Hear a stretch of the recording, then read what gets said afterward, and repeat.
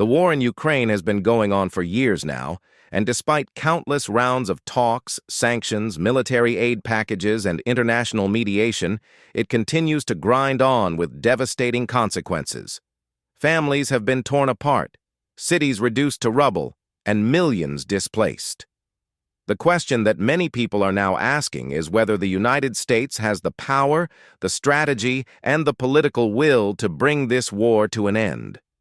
Could America actually end the Ukraine war, or is it a conflict that will drag on no matter what Washington decides to do? To explore this question, we need to first understand the complexity of the war itself. The conflict is not just between Russia and Ukraine, but it involves a web of global powers, alliances, and interests. On one side, you have Russia under Vladimir Putin, who insists on framing the war as a defense of Russian security and identity. On the other, you have Ukraine fighting for sovereignty, survival, and its place in the modern world. Standing behind Ukraine, you have the United States and NATO supplying weapons, financial aid, and intelligence support. Meanwhile, countries in the global south, many of them Muslim majority, are watching carefully, knowing that wars in Europe often reshape the global economy, food security, and international law in ways that reach far beyond the battlefield. For America to actually end the war, it would need more than just military support. Weapons alone, even advanced systems, cannot secure a political solution. Ending a war requires strategy at multiple levels: economic, diplomatic, psychological, and informational. Washington has immense power in all of these domains, but using that power effectively requires not just force, but wisdom, something that often gets overlooked in the rush of geopolitics. One of the most powerful levers America has is economic pressure. The sanctions imposed on Russia are already among the toughest in modern history.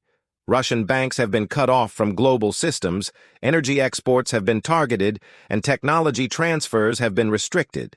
These sanctions are hurting Russia's long-term economic future, but they haven't yet forced Putin to stop. Why? Because Russia still finds markets in Asia, particularly in China, India, and some countries in the Middle East. If America wants to push Putin toward peace, it cannot act alone.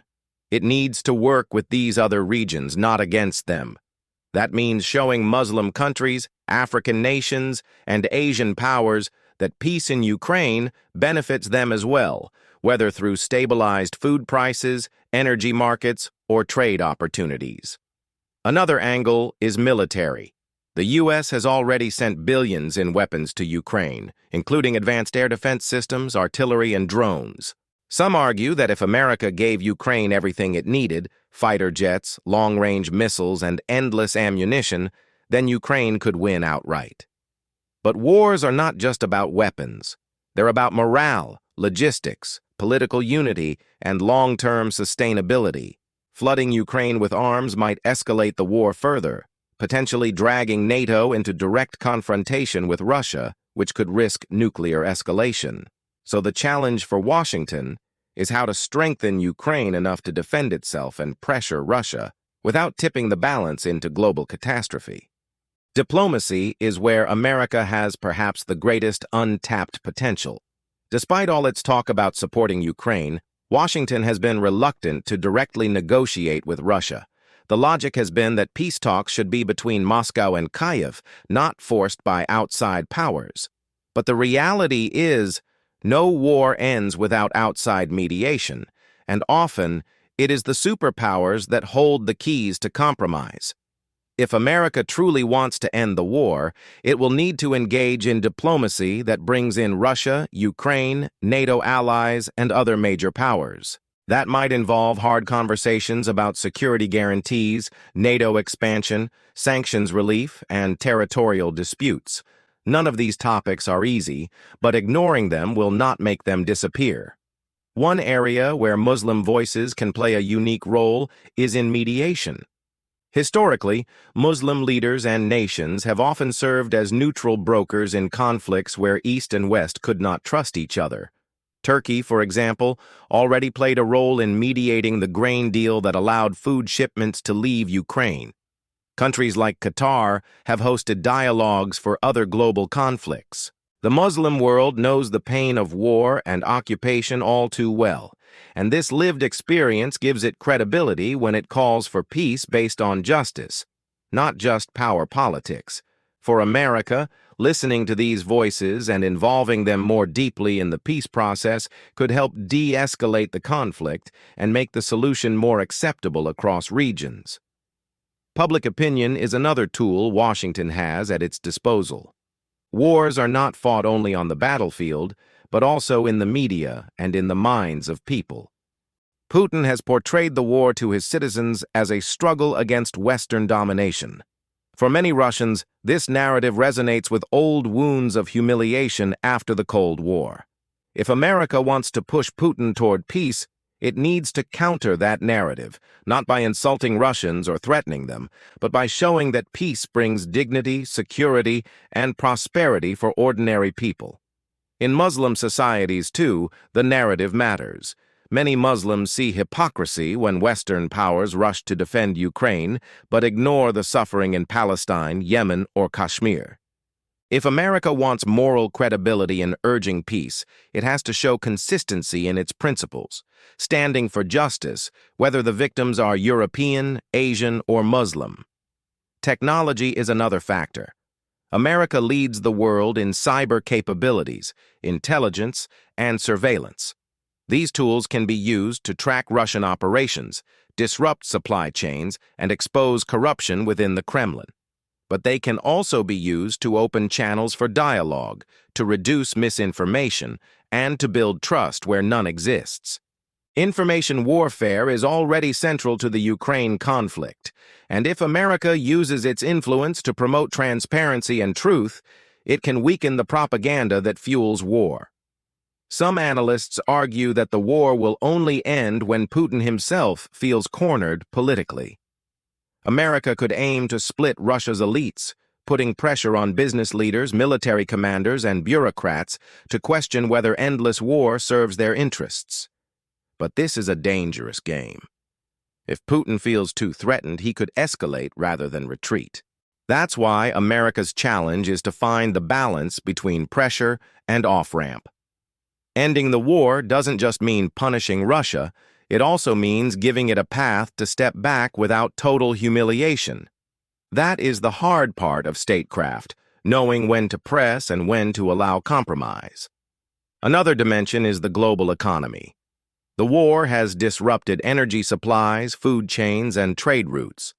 Many Muslim-majority nations have been among the hardest hit, facing rising wheat prices, fuel shortages, and inflation. For these countries, the end of the war is not just about geopolitics, it's about feeding their people and keeping stability at home. America could use this reality as a motivator, rallying a coalition of nations that demand peace not for military reasons, but for human survival. Imagine a global movement, led partly by Muslim voices, calling on Russia and Ukraine to find a political solution because the rest of the world cannot afford endless conflict. That would place moral pressure on all sides, including Washington itself, to act not out of self-interest but out of shared humanity. The humanitarian side also cannot be ignored. Millions of refugees have fled Ukraine, straining neighboring countries. Muslim charities and organizations have stepped in to provide aid, showing once again how faith-based communities contribute to peace. America could do more to support these efforts, not just by sending money, but by recognizing the role of compassion in diplomacy. Wars are not solved only in conference rooms. They are also softened by acts of mercy, solidarity, and empathy. When Muslim voices remind the world of the Quranic teaching that saving one life is like saving all of humanity, it becomes a powerful moral force pushing leaders toward peace. At the same time, we must be realistic. America cannot unilaterally end the Ukraine war. It is not in Washington's hands alone. Russia, Ukraine, Europe, China, and many other players have a stake in how this ends. But America is still the most powerful actor in the system, and if it chooses to prioritize peace, it can change the trajectory. The tools are there. sanctions, military aid, diplomacy, technology, and moral leadership. The question is whether American leaders have the courage to use them wisely, balancing justice with pragmatism and pressure with compassion. For Muslims watching this conflict from afar, there is a reminder that justice is universal. If it is wrong for Russia to invade Ukraine, it is equally wrong when others occupy or oppress Muslim lands. Consistency in principle matters, and America's credibility depends on whether it applies its values fairly. The war in Ukraine is not isolated. It is connected to struggles in the Middle East, Africa, and Asia. Ending it is not just about Europe-Arab peace, but about setting a standard for how conflicts should be resolved in the 21st century. In the end, the path to peace lies in dialogue, dignity, and fairness.